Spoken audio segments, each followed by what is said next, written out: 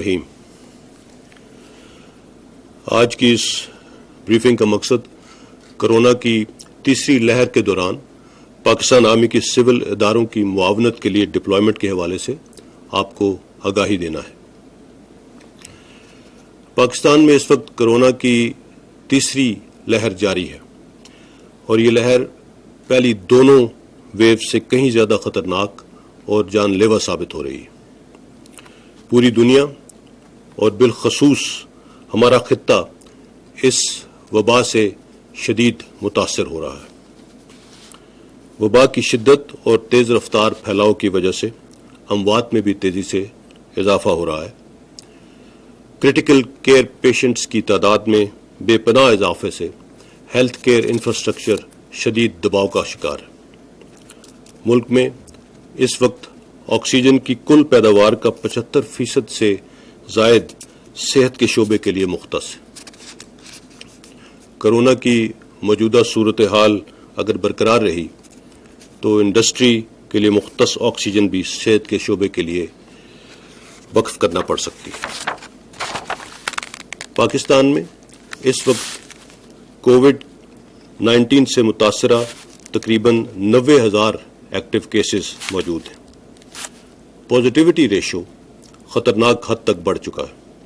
ملک بھر میں 51 شہروں میں پازیٹیوٹی ریشو 5% سے زیادہ ہے، جبکہ اسلام آباد، خیبر پختونخوا میں پشاور، مردان، نوشہرہ، چارسدہ، سوابی، پنجاب میں راولپنڈی، لاہور، فیصل آباد، ملتان، بہاولپور، گجرانوالہ، سندھ میں کراچی اور حیدرآباد، بلوچستان میں کوئٹہ اور آزاد کشمیر میں مظفر آباد، یہ بالخصوص وہ شہر ہیں جن میں پازیٹیوٹی ریشو انتہائی زیادہ ہے۔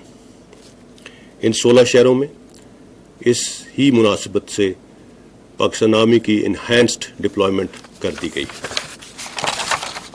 23 اپریل کو اب تک کرونا وبا کی وجہ سے سب سے زیادہ اموات ہوئیں، جس میں 157 افراد اس دن کرونا کی وجہ سے اپنی زندگی سے محروم ہو گئے۔ اس وقت ملک بھر میں 570 افراد وینٹیلیٹرز پر ہیں اور 4,300 کرونا سے متاثرہ افراد کرٹیکل کنڈیشن میں ہیں۔ کچھ شہروں میں ہسپتالوں میں 90% سے زائد وینٹیلیٹرز آکیوپائڈ ہیں۔ اپریل کے مہینے میں کرونا سے اموات کا اوسط تناسب سب سے زیادہ رہا ہے۔ 26 فروری 2020 سے آج تک 17,187 افراد پاکستان میں اس وبا کی وجہ سے اپنے پیاروں سے بچھڑ چکے ہیں۔ اس وقت دنیا میں کرونا کی وجہ سے شرح اموات 2.12% ہے، جبکہ اس وبا کے دوران پاکستان میں پہلی مرتبہ دنیا کے مقابلے میں شرح اموات بڑھ کر 2.16% تک پہنچ چکی ہے۔ 23 اپریل کو وزیراعظم پاکستان کی سربراہی میں نیشنل کوآرڈینیشن کمیٹی کا اہم اجلاس ہوا، جس میں چیف آف آرمی سٹاف بھی موجود تھے۔ تمام سٹیک ہولڈرز کی مشاورت اور باہمی رضامندی سے NCC نے کرونا وبا کی تیسری لہر پر قابو پانے کے لیے نان فارماسیوٹیکل انٹرونشنز کے حوالے سے چند اہم اور بروقت فیصلے کیے، جن سے آپ بخوبی آگاہ ہیں۔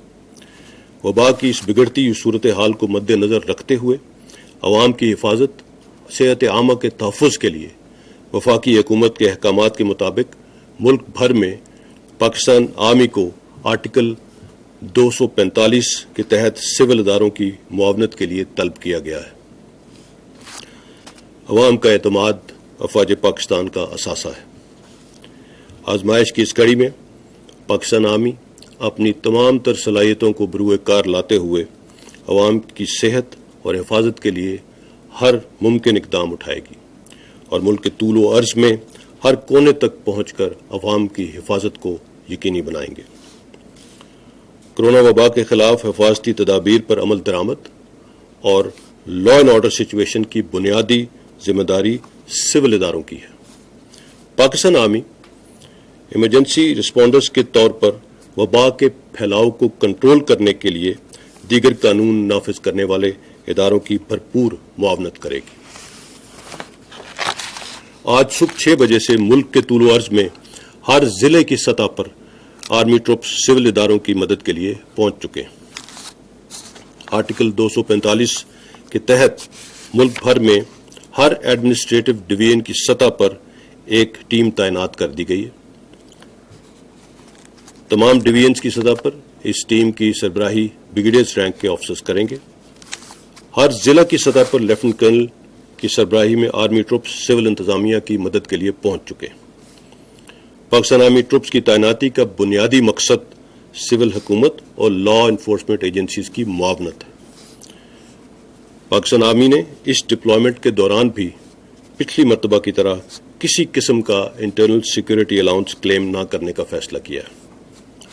تمام صوبائی ایپیکس کمیٹیوں کی میٹنگز ہفتے میں ایک دن ہوں گی، جن میں مجموعی صورتحال کا خاص کر ہائی پازیٹیوٹی ریشو ایریاز کا بالخصوص جائزہ لیا جائے گا اور اس حوالے سے حکمت عملی ترتیب دی جائے گی۔ احتیاطی تدابیر پر عمل درآمد ہی اس وبا کے خلاف ایک مؤثر رسپانس ہے۔ ہم سب کو مل کر انفرادی اور اجتماعی طور پر اپنی اپنی ذمہ داریوں کو نبھانا ہوگا تاکہ عوام کی صحت اور حفاظت کو یقینی بنایا جا سکے۔ فیس ماسک کا استعمال، سماجی رابطوں اور سوشل ڈسٹینسنگ کے حوالے سے حفاظتی گائیڈ لائنز پر عمل کر کے ہی ہم اس وبا سے محفوظ رہ سکتے ہیں۔ رمضان المبارک کا بابرکت مہینہ ہمیں احساس اور نظم و ضبط کا درس دیتا ہے۔ گھروں میں، مساجد میں اور باقی تمام جگہوں پر حفاظتی تدابیر کو یقینی بنا کر ہم ایک دوسرے کی مشکل ٹائم میں مدد کر سکتے ہیں۔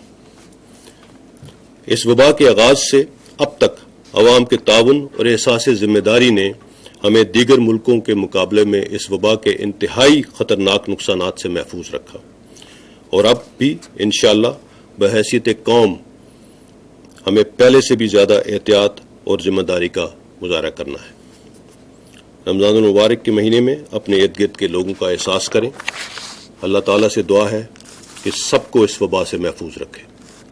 وہ تمام لوگ جو اپنی جان کی پرواہ کیے بغیر دوسروں کی زندگیاں بچانے میں مصروف ہیں، اللہ تعالیٰ ان کی کاوشوں کو کامیاب کرے، آمین۔